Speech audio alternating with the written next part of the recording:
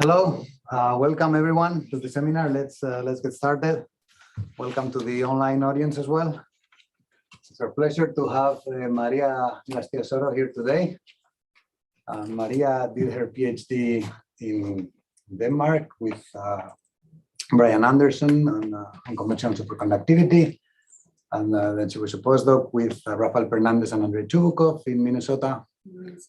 And she's now a Marie Curie Fellow in Rome, in La Sapienza, and she's working on conventional superconductivity. And she's going to talk about ferroelectric modes and how they mediate superconductivity. So welcome. Thank you, Fernando. So yes, as Fernando said, I've been abroad for the last, I guess, 12 years or so. But I grew up here. I grew up in Bilbao, so it's really exciting for me to be here today. So close to where I grew up with this wonderful rainy weather. So today I'm going to discuss a topic that we've been working on for a few years now. It all started in it's not working. So it all started in Minnesota, and I was about to get to the acknowledgements. But basically the idea is that they're coming. It doesn't work. Maybe. Yes, we're having the same problem as before. Maybe you have to stand by the computer. Otherwise. Or maybe I can stand by the computer and just click.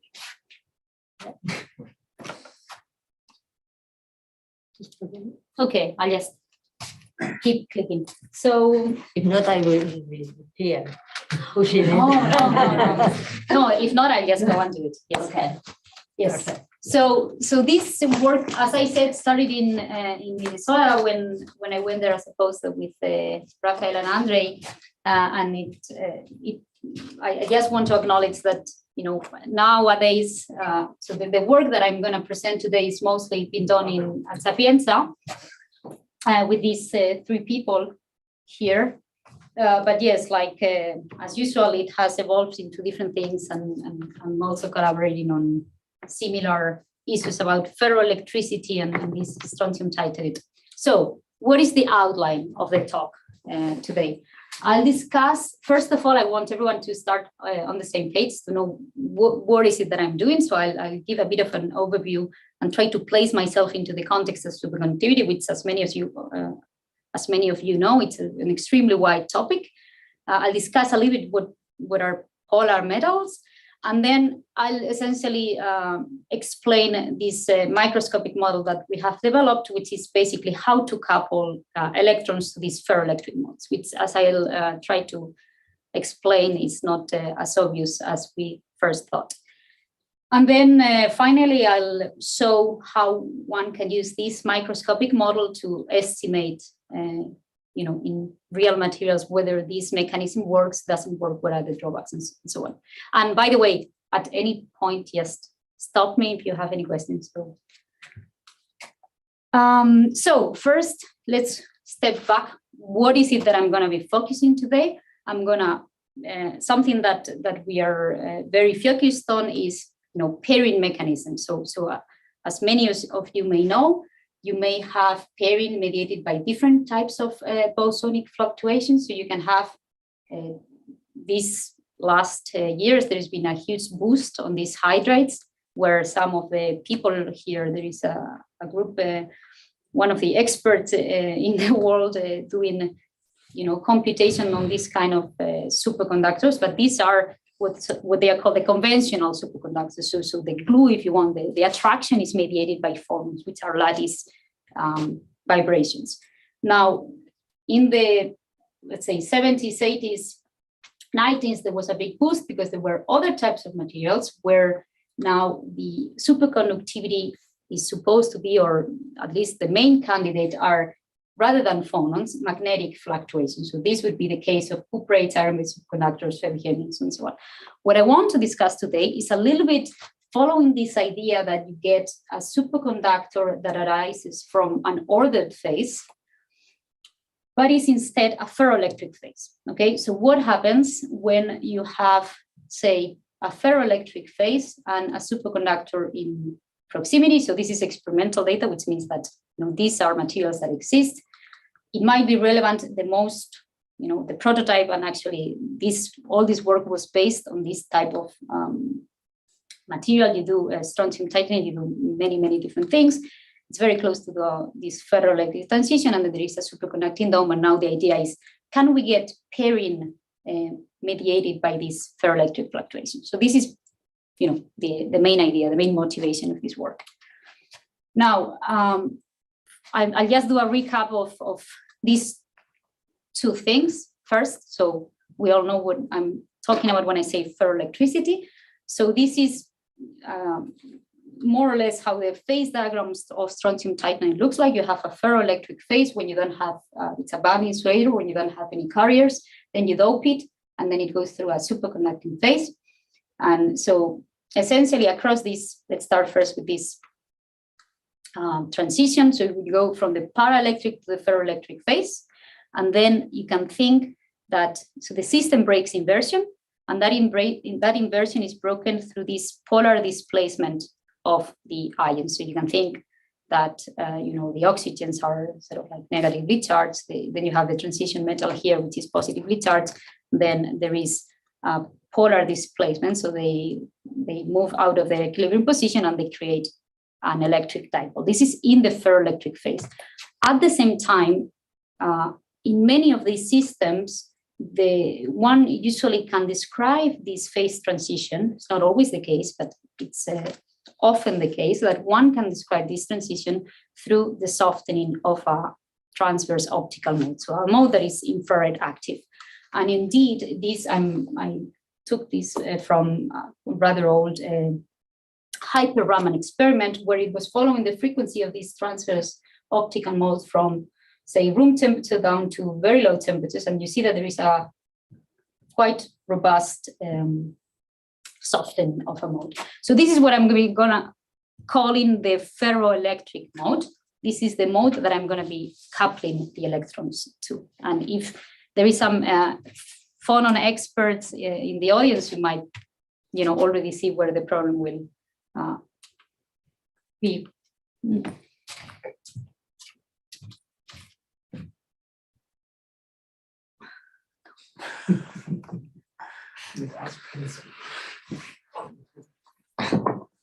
Sorry about that. Yes, figure out what is it that, but Fernando. Yeah. Yes, okay. I also think I know for the following speakers, you can't touch the middle button, it freezes the thing. So now what is the main idea? Why is it, like, you may ask, like, why are you even, who cares? Like, why is this interesting? Well, this material has been known for a long time, and in the last few years, there's been many experimental groups showing how taking the system very close to this ferroelectric point, superconductivity is very much affected. So it can be affected up to, I think there is reports of being enhanced up to a factor of 3. So that means that there seems to be an intimate connection between these two phases. So now the question is, what is that connection? Something else that I would like to emphasize that is very special about these materials, because in this part they are insulating, then you put a little bit of carriers, and a little bit means really a little bit. These are very low carrier density materials, and that means that your Fermi energies are, I don't know, 5 MeVs, 10 MeVs, 20 MeVs. What that means for superconductivity is that the usual formalisms that we use, BCS, Migdal-Eliasberg, where you couple these electrons to phonons, usually are done in the limit where the Fermi energy is, you have the fast electrons and the slow phonons. This picture completely breaks down here, and you are in the so-called anti-adiabatic regime. And applying the tools that we have in this regime, one should be careful about that. So we've also done a little bit of work on how to extend this formalism to low energy, low Fermi energy systems and so on. But today, what I would like to do is, okay, if I couple my electrons to this soft transverse mode, because it's soft, its energy is so low that even if EF is 5 MeV, 10 MeV, something like that, I'm still in the adiabatic well-controlled regime, and then I can apply all the tools that we know that work and have been used for 150 years or 60 years. So there is two schools or two main, let's say, approaches to superconductivity in this material. One would be the usual, the more conventional dynamical spin Coulomb. So you have an effective interaction between electrons that is mostly mediated by longitudinal modes. So here, maybe you can have like a plasmon mediated superconductivity, which is also not so common. And now finally I get to what is it that I'm gonna talk about today. I'll talk about directly coupling through these ferroelectric fluctuations via an exchange coupling. And something that is very interesting, and there is starting to be some movement in this field, is the fact that once you go into the ferroelectric or polar, if you want, once you dope it, it's called a polar metal. So inversion is broken. There is a polar axis, but there's in a presence of carriers. So there is no net dipole, if you want, because the carriers, it's a metal and they just create it all. But then it goes superconducting.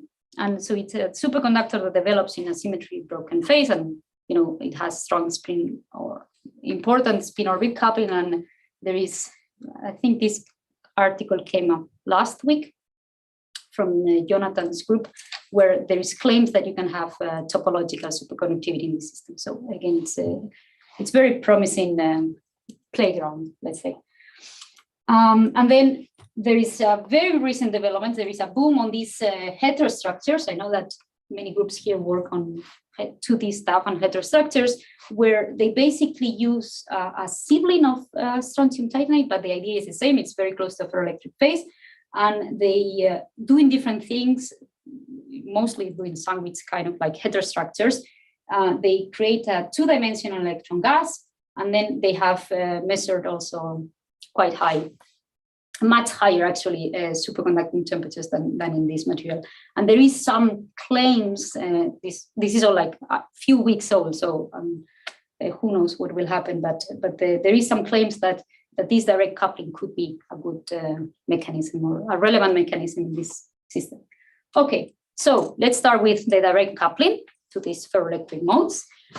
What is the issue of the coupling? If you go to your textbook, I want to couple my electrons to phonon, then you look at the ferroelectric coupling. So I have here this, remember I said this is a transverse optical mode. So I'm plotting here the displacement of the atoms, and it's propagating, say, to the right. And that means that displacement and propagation is perpendicular. So if you look at the basic scheme of ferroelectric, then this term is 0.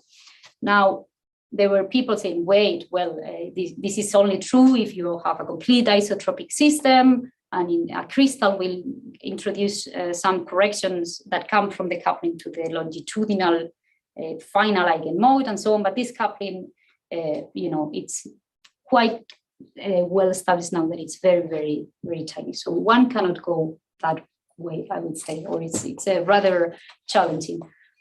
Now, so this is linear ordering you, okay? Then you can say, well, what about going to the second order coupling to this phonon, which is also not usual, because usually, one stops here, you get a sizable coupling, and you go to second order, and I'm pretty sure that even in ab initio, usually one would stop there. And this is, I think, a very interesting venue, because in these materials, there are, robust indications that this could be sizable. But I'm not going to discuss that one today. What I want to go is to the third possibility, which is a little bit exotic as well. So it also involves the linear coupling to this mode. So I have the linear coupling here, but now I'm having a non-magnetic displacement, which is coupling now to the electronic spin. And this is, I think, how can I have a non-magnetic displacement coupling to the spin? And this is because, well, this looks a little bit like Rashba. And this is because I need spin-orbit coupling. So once you include spin-orbit coupling, you can indeed get a coupling that is finite at q equals 0. And this is maybe this was first pointed out, I guess, in this paper by Liang Fu, and now many people are trying to translate those ideas into this ferroelectric business. So what I want to do in the following slides is, this is basically a symmetry argument. I would like to show you a little bit from a more microscopic point of view how you can get this kind of coupling in these materials. And this is basically what we have developed. So in order to do the coupling, I told you a little bit about the phonon, which is this transverse optical phonon. I have to tell you a little bit about the electronic part. What are these electrons? And these are, in strontium titanate, the conduction band is centered around the zone center. It has T2G orbitals, and once you include spin-orbit coupling, this effective L equals 1 orbitals is split with about, 28 spin-orbit coupling gap into a J equals 3½ and a J equals 1/2. So this you just take Sakurai, you add angular momentum, L equals 1 and S equals 1/2, and then you get these kind of things. So that means that this, for example, is the expansion around the zone center, means that your electrons have a new, if you want, pseudo spin, or have this JC, and are mixing the original electronic S equals 1/2 of the electron. So you're mixing the orbitals and the spin. So you're including spin-orbit coupling. And for example, the easiest, I'm going to be using these pictures because in order to see the Rashba coupling, I think it helps a lot visually. So for example, this J equals 3½ with plus and minus 3½ is just a combination of the XC and YC orbitals with the same spin. And now they are, so basically the spin orbit coupling is locking them to be parallel to the angular momentum. And you can do it with a plus I spin up, minus I spin down. Okay, and these two states would be these two plus and minus 3½ Now what happens is, luckily in STO, is there is a structural transition that goes from cubic, because this is true for the cubic D8, but now it goes to D4H. And what happens is that one of these states, so this state, this degeneracy, which would be 4-fold, is split into 2. So spin orbit doesn't break Kramer, so these two are still 2-fold degenerate. But now, I have 1, 2, and 3 bands. And when I get superconductivity, which is the phase diagram that I showed, basically what happens is that the Fermi energy is moved from 1 band, 2 bands, and 3 bands. And if you look at the energy scales, they are definitely comparable, if not smaller, than the energy scale of the spin orbit coupling. So including spin orbit, or rather not including spin orbit coupling, I mean, you would have to argue very well why not. So if you are in very high energies, then who cares about this split? But once you are in this type of energy scale, like I think you agree that one should look into this band basis. So I'm gonna basically forget about all these bands, and I'm gonna show all the physics. So basically, I just want to show you the basic physics of this mechanism with this lowest band, which is these 2 degenerate bands. So how does this work? What happens when I'm going to put both of them together? I have a transverse optical mode, which is nothing but non-zero relative displacement between the transition metal and the oxygen case, for example, in this case. So I'm going to displace the p orbitals of the oxygens, and these are these T2G. And what happens is that if these if these p orbitals are not displaced, this hopping between this would be the y orbital to the x orbital is not allowed, because this is an odd, this mirror symmetry, it's an odd orbital, this is even, you can have it. But as soon as you shift the p orbital to finite displacement, then you can have this induced, you open new channels. So these, you go from blue, blue, blue. So this would be positive. But because this orbital is odd with respect to left and right, the hopping changes sign, basically. And now, once this interorbital hopping is induced, I just told you, well, the bands are actually not these T2G orbitals. You should go to the spin-orbit coupled bands. And if you do the unitary transformation from this orbital basis to the spin-orbit coupling bands, what you see is that there is also an induced intra-band hopping, if you want. So from the same character to the same character, which now acquires the sign change, so it's odd in momentum. And not only that, it also is literally opposite for up, pseudospin up and pseudospin down. So because it breaks inversion in exactly the opposite way, it means basically in this, for those of you who are more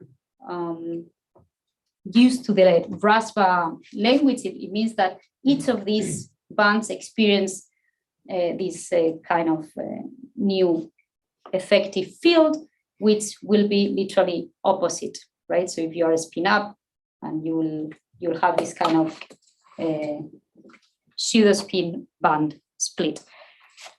So if I put this into mathematical form, so this was basically with pictures, you can do an expansion for small displacement and small momentum, and you essentially get two terms. The second one here is just coupling to the usual longitudinal modes. It vanishes at q equals 0, but this one here is the coupling to the polarization mode because it's proportional to this polar displacement, and it's finite at q equals 0. It doesn't vanish as it does here.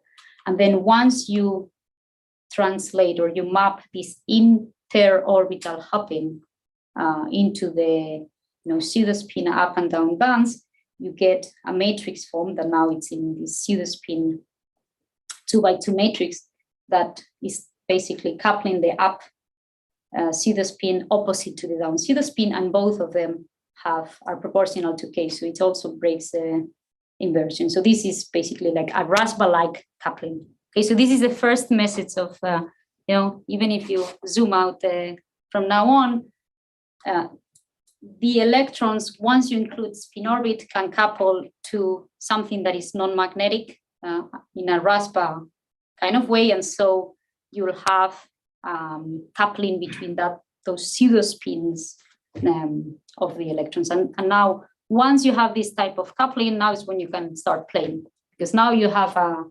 analytical expression. You can get your effective interaction, you can do transport, you can do superconductivity, you can do anything you want. So up to here, it was just to show you have electrons, you can couple to these modes. And what I'm going to do from now on is say, okay, what kind of electron phonon do I get?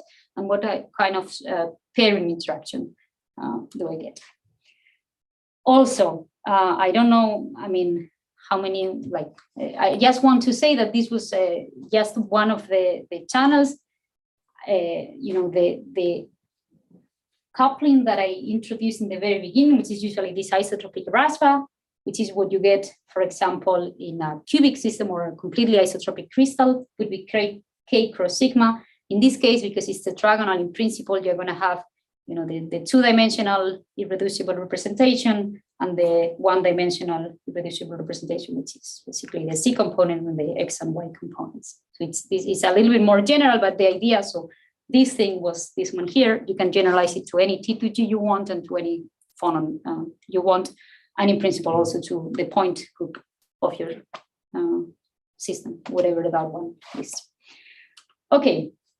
So I have done everything in terms of classical displacement because it's very easy to visualize, but now I have to quantize the displacement to get my electron phonon Hamiltonian. So I just take the atomic displacement, textbook expression into phonons, and then I obtain a Hamiltonian, which is in terms of these phonons. And now the Hamiltonian, as I said, will have, it's kind of it's an electron phonon Hamiltonian that is coupling to the spin in a different way. It's a Rashba-like, is proportional to K, and it will couple to, say, the polarization of a particular mode alpha. It is also, this is maybe the more usual prefactor of the 0-point motion. You have some effective mass and so on. And it now will, because it was this EU, part of the EU representation, it will couple to the in-plane part of these modes.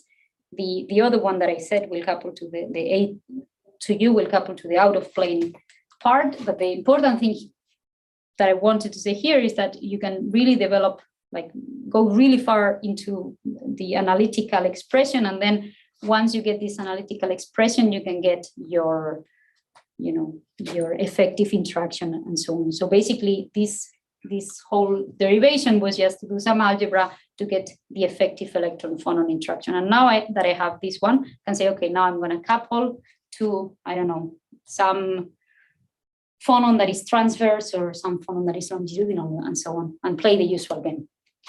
So this is what we did next, which is, okay, now I can get my effective interaction, which is now mediated by this coupling. And it is special. I just want to go back again and do the analogy with the usual phonon. Usually here you have something that is spin independent, but now the vertex, the scattering vertex with the phonon will have, you know, first of all, it's proportional to K. So it breaks inversion is odd-parity. And then it also couples to the spin, which is more like what you would get in a vertex with spins or something like that, spin fluctuations, let's say. But this is from a phonon. It's just that it's a special phonon. I have selected that one that breaks inversion. There is nothing more than that. And that means that, again, my effective interaction will be very K-dependent. And once I map this into the Cooper channel, and usually for electron phonon, you stay in here in this channel, the one that is even. I was discussing this morning with Fernando. You look into even-parity channels, and moreover, you look at not only even-parity, but A1G, or what's called the S-wave. So in this one, in principle, because of this funny form, you shouldn't, and indeed you shouldn't, you should look also into odd-parity, so P-wave and so on, F-wave, whatever. And when we did this, so you get, when you solve this problem, basically what you get is like a hierarchy, like an eigen value for each channel. So the S wave is just one of the channels, and then you have another, you know, as many as you want, essentially. But you look at the first ranking, the top three, let's say top three, top four, and then once you have that eigenvalue, then you get TC. The TC in the weak coupling limit is just proportional to the exponential. And so the highest eigenvalue is the one that the system in principle will first condense into. But the other ones are very interesting because I'm assuming there is no interaction whatsoever between them. But if they are, you know, competing, then you can also get interesting physics. So what is the result for this interaction that I analyzed? The leading channel is S-wave, surprise, surprise, this is a phonon, so phonon wins. I haven't taken into account Coulomb, I have to say, but this direct exchange tells me that the leading instability is an S-wave, which is a constant, or, you know, if it was a 1G, you can get some momentum, but it's the trivial, let's say, representation. That also means that there is no like sign change or anything exotic like that. But the interesting thing is that you get attraction in several higher angular momentum channels, and this is rather unconventional for electron phonons. So in particular, the subleading instability is the P wave that has unequal spin pair, okay? And which, by the way, wins over the D wave, which is maybe more common for spin fluctuation mediated interaction.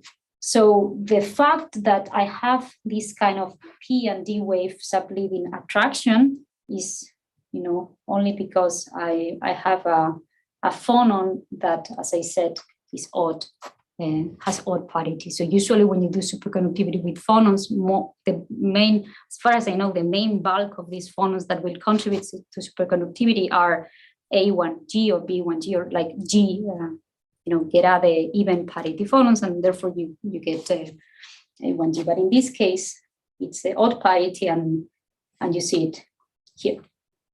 Okay, and then this was like the more just theoretical part, in the sense that, okay, I get these electrons, I get this phonon, I couple, what kind of superconductivity should I expect? I get this wave, I get subleading, it's exotic in this way. But now let's go to a material, and how relevant could this kind of interaction be? So for this, I was very lucky to have Paolo sitting next to me in my office. He does ab initio. So what we did was estimate this pair coupling. So I told you that it's possible. From symmetry, it should be there. You can microscopically understand even what kind of processes are responsible for having this finite coupling, and then what do numerics say, right?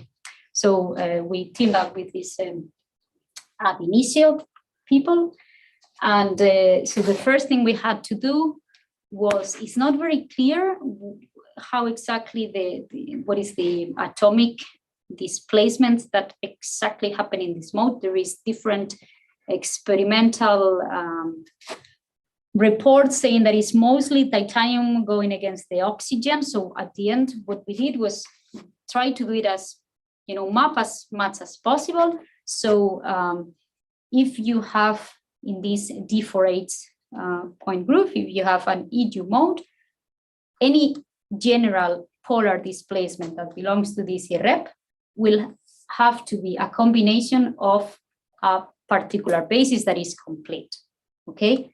And the one that I talked about until now, which is the one where the titanium moves against the oxygen cage, is just a possibility, but in general, the actual mode will be, it will have a little bit of this, or let's say mostly this, but it will also have in principle combinations of all these others.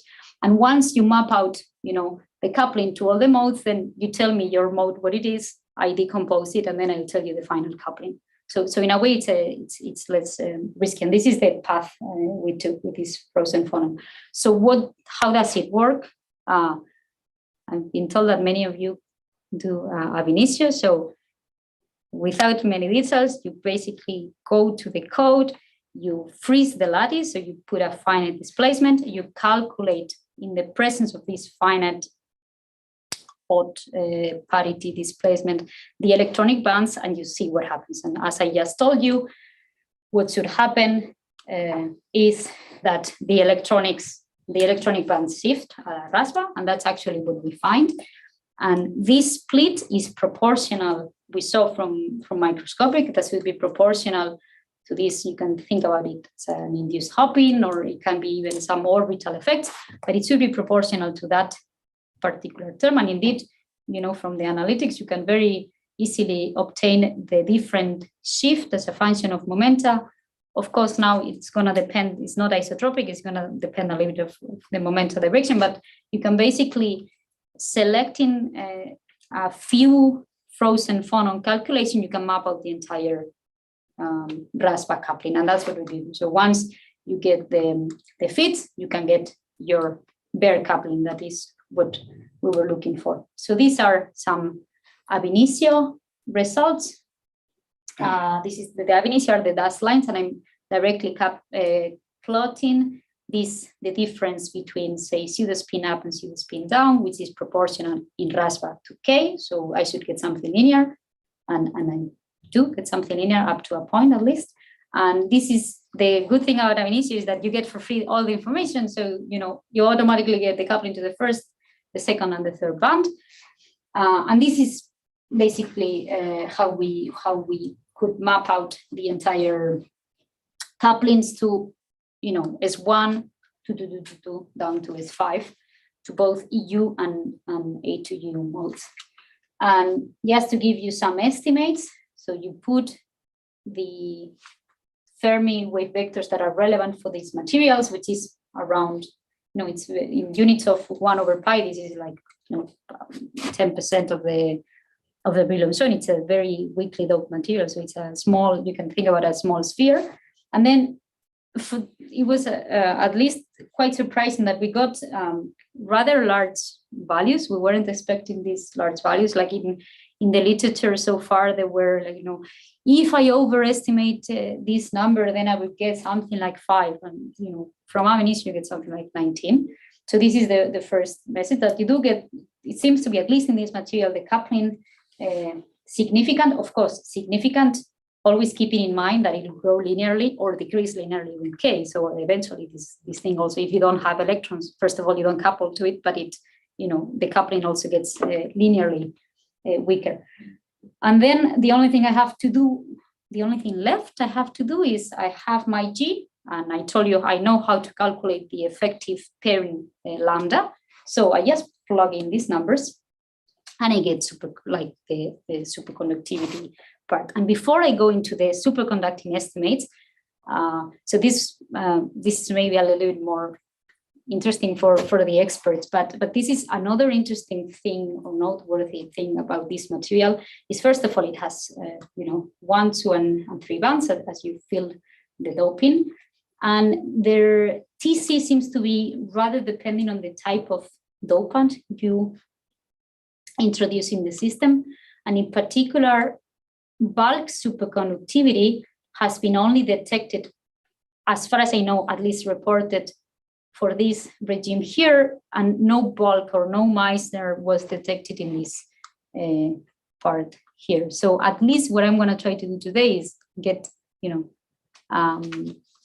an estimate for this part here. And here I'm just showing you that this, you have your resistivity drop, and this is magnetization, where you have a beautiful diamagnetic signal down to -7 or so. And this is for this type of samples. And for some reason, here you find these drops in resistivity, but no specific heat, no magnetization, and I'm pretty sure they've looked for it. They've looked hard for it, and they haven't found it. Another important thing to notice in this material is that the tunnelist spectroscopy seem to place it into weak coupling, so they follow delta of T, let's say, and then it's better than aluminum, basically. So this is weak coupling. It has the usual superconducting signals. The crazy thing, if you want something that I want to emphasize again, is that in order to have this kind of TCs, you go to your lambda BCS from weak coupling, which is density of states times your pairing interaction. If lambda weak coupling, let's say 0.2, so aluminum, it's about 0.3, but this is still even weaker. You put the kind of density of states that you have for these very small Fermi energies, and you would need at least, this is in here, like a pairing interactions is 5 EVs. This for electron phonon, it's like kind of crazy numbers. It's very, very large numbers. So, I mean, the fact that the system is pairing here is a big, I would say, a mystery or like something remarkable. But once you go to, you start to get into this regime, it's still high to be electron phonon. I mean, still you need, the order of magnitude changes by about a factor of, 1 order of magnitude. And so when we just went, say, okay, I have my bare coupling for, as I dope the system, I'm going to have to increase my momentum. I'm assuming that this is later. I have calculated this induced hopping or this coupling, which is Rashba-like, and then I just say, okay, if my density of states is around here, then I'm far from the lambda that I would need. But if I'm in the, say, more comfortable regime where the density of states is at optimal doping, then this mechanism can, in principle, explain or it becomes a good candidate. There's still, in my opinion, a big question mark here, like what could be the pairing there, and one of the possibilities, something that we point out that could be, is that because there's been many reports saying that this could be filamentary and inhomogeneous superconductivity, if you look at the BCS from any direct exchange boson, basically, it is proportional to a power of 2 of your frequency. So if for whatever reasons you have some local freezing or softening of this soft ferroelectric mode, so it goes even softer, the effective pairing very quickly goes up. So in principle, at least one possibility in this regime is that you have local pockets, like a distribution of TCs. Eventually you get, once you get a connection of paddles of TCs, the resistivity drops, you still don't get any Meissner. So that could be a possibility, but I have to admit that I would say this is still an open problem. And there is also very interesting experiments in the plastically deformed phase. This is slightly different, but showing that that you get large enhancement of TC in places where they have done a careful study, and they've seen that you have local paddles, polar paddles that are correlated. So that could be, a possible path to explore. And then this is the last slide. I don't know how I'm doing on time, but I just wanted to. You still have 5-10 minutes. So. Okay, so this is the last slide, and then I can take questions. So I mentioned that the main motivation was strontium titanate, but there is this the heterostructures community are doing like amazing stuff. So they have managed to put KTO into different environments, and by that I mean they grow it on top of different substrates. They also do how is it called with lithium? Well, they dope it with like a liquid, liquid gating, I think they call it. And then they all find basically very different groups the same thing. TC just keeps going up. As far as I know, they haven't found that bound yet. When they dope this KTO, putting it into different substrates doesn't seem to affect this. So there is very strong indications that this is physics that have to do more that have to do with KTO, because you change the substrate, you get the same thing. And also you do the liquid gating, you get the same thing. And what I would say it's very, very interesting that would shed light into the mechanism, the pairing mechanism in this material, is the fact that depending on how they grow this, so the crystallographic orientation, then they either get a TC, say, of about 2 Kelvin, or this is along 111. Along 110 is 1 Kelvin, and down to very low temperatures, they couldn't find anything about 0 with the crystal growth along 001. And so in this paper, which is about, 2-3 weeks old, or maybe it's been a month now, they claim that this type of sensitivity to TC can be explained by the linear coupling to this transverse optical mode. So now what we are doing is we quickly jumped into this problem. We have all the machinery, and we're trying to estimate what is the Rashba coupling in this material, and whether, other than it can be qualitatively explained, do the numbers match. Yes. And so with this, I conclude. So what is it that I talked about today? So we have developed a microscopic model that shows how you can couple linearly the electrons to a transverse optical mode, which can be very, often the bosonic fluctuation of a ferroelectric order. This type of coupling is kind of special in the sense that in order to have that, you need to include Spinorbit. And once you include Spinorbit, you get like a Rashba-like coupling. And then I studied the recoupling superconducting problem. And the leading instability is wave, as you have with all phonons. But you have attraction in other channels with higher orbital higher angular momentum. And then, it's interesting, like in some, this is interesting because in some cases, once you go into the ordered phase, in principle, you could have a mixture between this one, and then that is all completely unexplored so far, also including Coulomb in principle. This one is very much penalized, whereas these two principles wouldn't care much. And then I took this, say, machinery and tried to get some estimates for STO, and we did that with the aid of frozen phonon ab initio. We found a substantial coupling, so this linear coupling, which a few years ago was like, maybe we should directly go to quadratic coupling.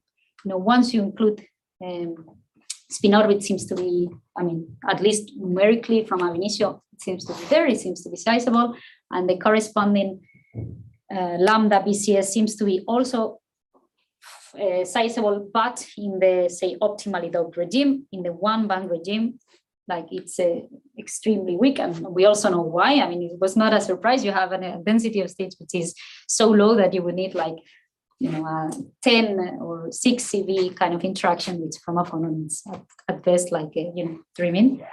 And then, so we also have speculated, or that what they are finding here, since it's not bulk, if it's inhomogeneous, you could in principle look into what happens to the different dopants, whether they freeze or they locally soften these modes. And then you would have a locally, like a distribution of local lambdas, which would give you a distribution of local TCs, and then, get this kind of resistivity as soon as you have a, say, chain of connective paddles. I think the 2 or 3 very interesting venues to be explored is there could be also relevant pairing mechanism for heterostructures. So far I was talking about the bulk, but this heterostructure is an extremely big field, which there was a big boom with LAO STO, and now many of these people are jumping into these KTO heterostructures. Or anything that basically is close to a ferroelectric instability. There is other materials that may be worth exploring. Very interesting pair in the polar phase. I haven't said anything about the ferroelectric. Once you have, as I said, carriers, it's a polar phase, because then there is indications you could have topological superconductivity and so on. Very little has been done about this, both experimentally, even less theoretically, and so I think that's a very interesting direction. And then finally, I didn't talk about it, but something else that we're talking about is working on, is the quadratic coupling. So all I said was, you have an electron, it couples to one phonon, and then you have the usual Migdal-Eliasberg kind of rainbow diagram. What happens if you have a quadratic coupling? Then you have to compute this kind of bubble, and we have estimated, we have some preliminary results on this coupling, and it seems to be huge. Again, because I'm coupling to not a conventional phonon, but something that is, I guess, often in, we don't really know why, but it's huge. So that is also a promising contribution to pairing that I think is worth exploring. And with that, I'm done. I'll be glad to take questions.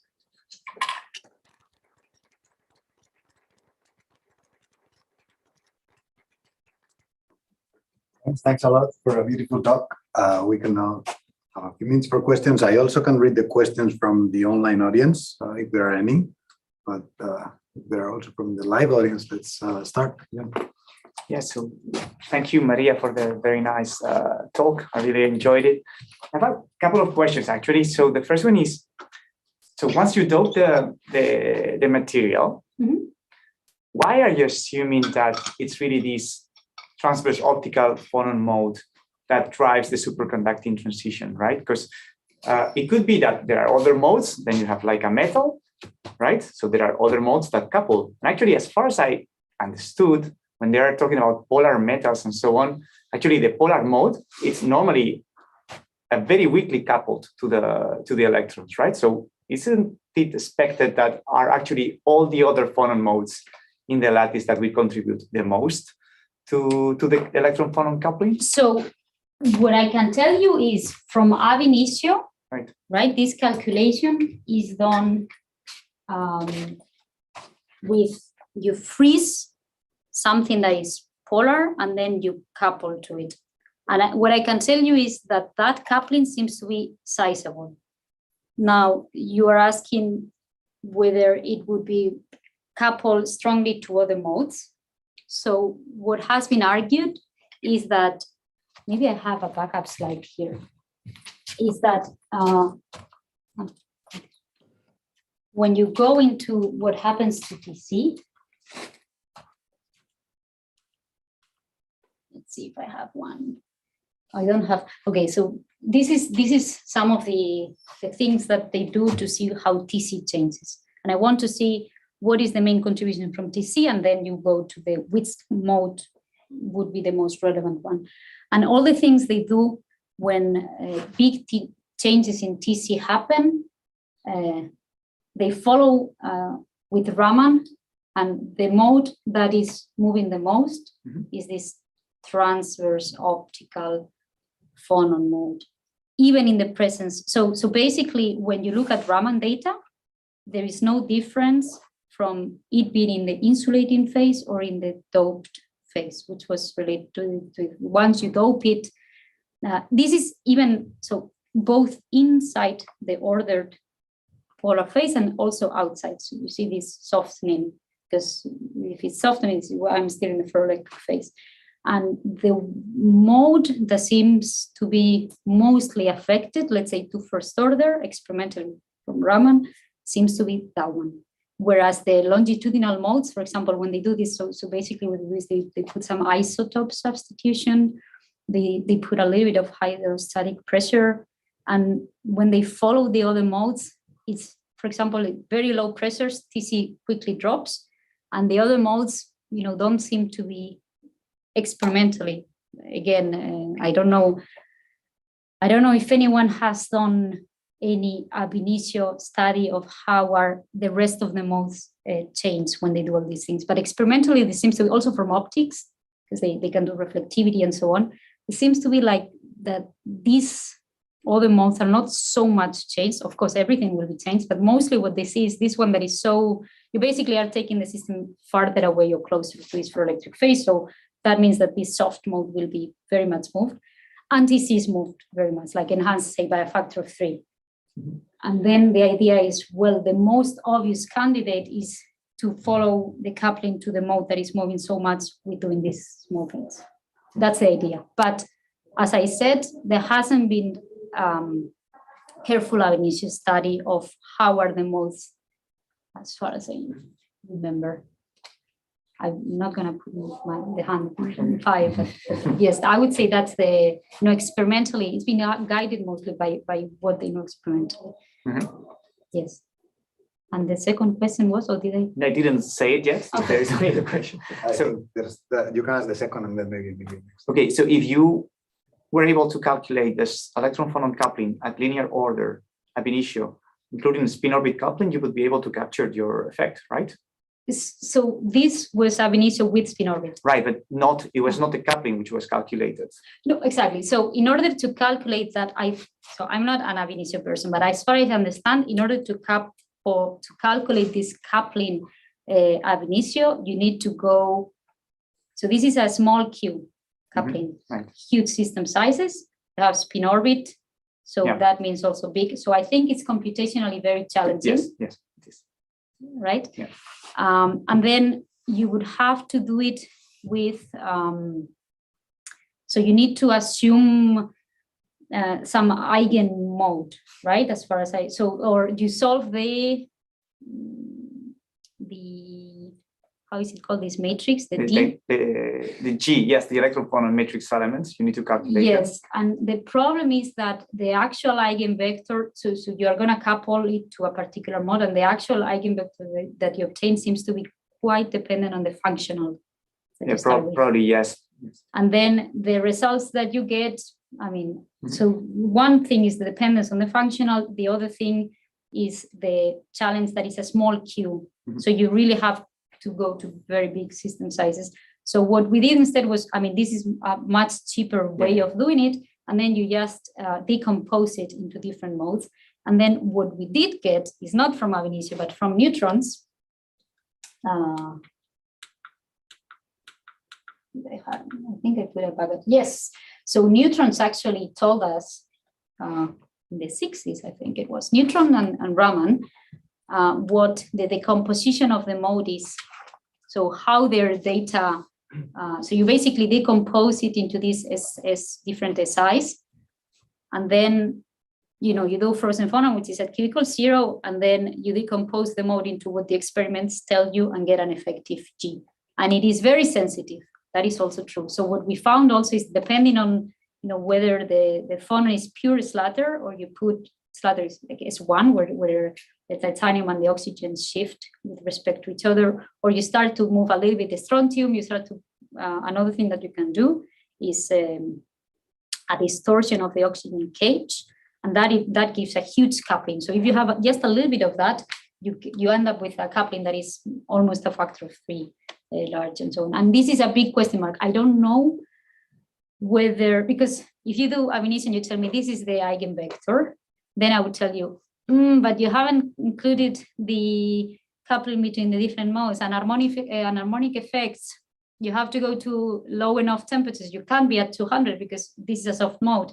So I got the impression by talking to ab initio that from the experts that would do this thing, they told me, this is like a very, very involved calculation. So what we did was, okay, let's take this other path, which is cheap computationally, but at least you get a mapping that once you tell me what is the mode, I can then tell you, okay, this is an estimation that you get from frozen phonon. But in principle, yes, you're very welcome to go and do the full dynamical matrix is what I calculation. Yes, but those two things are what they told me were the challenges. I just needed a number, and I thought you go and as you told me, you include Spinorbit and calculate that number, but it's apparently not that trivial. Yeah, thanks very much. It was very, very interesting and clear. I have a question of something very much related to what just said that I still don't understand, which is precisely because of its being a soft mode for this ferroelectric, close to a ferroelectric phase. Actually, STO, ambient conditions, low temperature is expected to be a quantum paraelectric. Right. And what you have is that if you take the dynamical matrix and diagonalize it, you should get imaginary phonons there. Yes. I mean, you should be having a maximum instead of a minimum. And so it's very, very intrinsically anharmonic. And so so I can tell you what happens when you do it, not me, but like when they do it, is that you solve it and they are not even imaginary. What you get is that the system finds it's ferroelectric. Okay. So if you do ab initio, you put all the, the crystallographic, like the distances of the ions and so on. I'm going to put strong Spinorbit, and the system goes into a ferroelectric phase. It doesn't do the, which is, yes. That's what has to be, yeah. Yes. And then what there's been lately is people, exactly, how do you then go take the system away from that ferroelectric phase into a soft mode, which would be the one that ideally I would have to include either an harmonic effect or some quantum effects that would push that imaginary phonon from negative to positive, and not positive because it still has to be low. And that has, exactly, so that you get a double well. And that has been done very recently by, I think it was Angel Rubio did something, but with time resolved. And before that, up to 200K. So it wasn't, they didn't really stay down to they didn't really go down to the lowest temperatures. I don't really know why, whether it was more computationally challenging, but they did manage to include some corrections to ab initio to get the imaginary frequency to go into from negative to positive. That's all I can tell you about that. That when you do the most basic ab initio is negative, it goes into the ferroelectric phase when the system is a quantum paraelectric. Once you include the corrections, they find at least at high temperatures that whole moves to positive.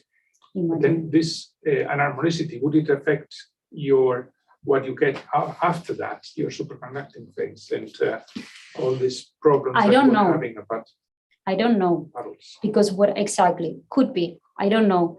because all I'm doing at the end of the day, I'm not including any of those effects. All I'm doing is saying, how is the direct, like brute force coupling between this particular mode?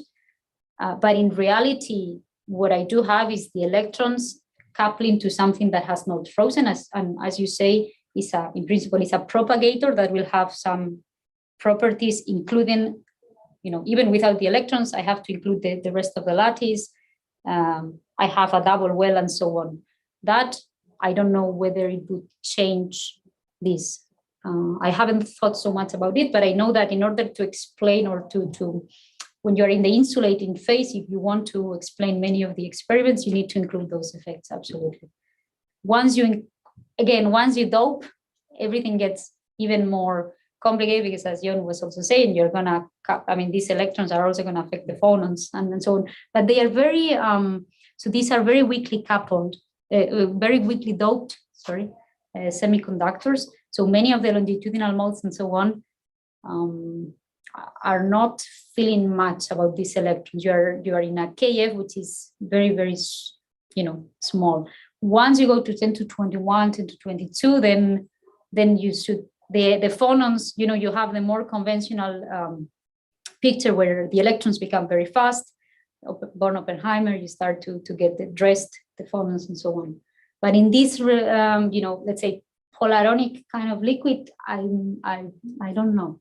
It's a good question, but we haven't really looked into that regime. But it could certainly be, so let's say, to summarize, there should be corrections. I wouldn't know whether there would be significant corrections, but it could in particular temperature dependence corrections. Yes. Thank you. Okay, thanks a lot. Is there any other question from the audience or from the live audience?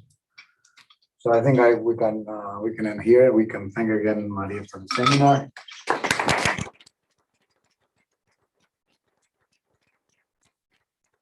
It's around in the afternoon if anyone wants to talk to her as well. You can just let me know.